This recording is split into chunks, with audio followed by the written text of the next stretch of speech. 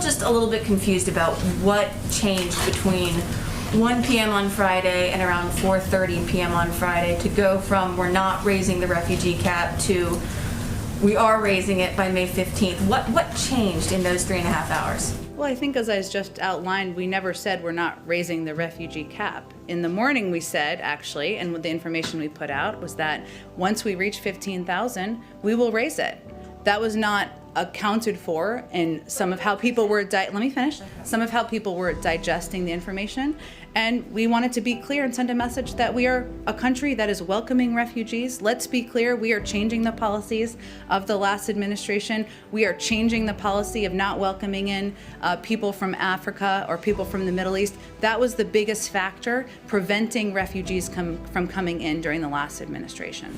So are you saying this had nothing to do with the pushback from some Democrats on Capitol Hill, from Senator Dick Durbin to Congresswoman Alexandria Ocasio-Cortez? I don't think you've articulated to me what our change in policy was. What was our change in policy from the morning to the afternoon? The executive order from Friday morning said that the admission of up to 15,000 refugees remains justified, period.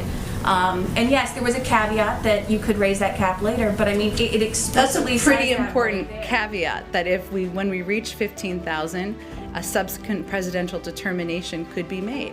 And again, the biggest challenge, because people weren't understanding what we were conveying to the public and weren't conveying what we were trying to project to countries around the world.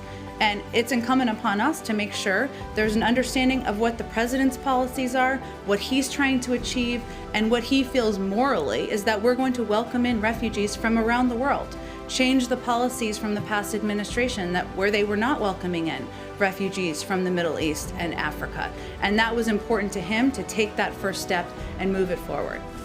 The line said the admission of up to 15,000 refugees remains justified. And can you understand how some people would interpret that? Well, I think we all have a responsibility to provide all of the context. And so what I'm conveying is that we also included is reached that a subsequent presidential determination would be issued to increase admissions. And again, the battle is not the cap. The issue has been the limitations that have been put in place in the past. We overturned those and changed those, and it was always meant to be a first step. Back to my other question, does this have anything to do with the pushback from Democrats on Capitol Hill? I don't think you've articulated what our change in policy is, so go ahead. My job to do that. That's not my job to do that. It is if you're asking a question. Go ahead. I'm asking about the pushback from progressives on Capitol Hill. But what was our change from the morning to the afternoon? The change from the morning to the afternoon was that you explicitly said the admission of up to 15,000 refugees remains justified, and in the afternoon you said that the president would be raising the cap on or before May 15th. In the morning we also said that if 15,000 is reached, that a subsequent presidential determination would be issued to increase admissions. That was not clearly understood. We felt it was incumbent upon us to make sure people understood and were clear that our objective was to welcome in more refugees, and we remain committed to our goal.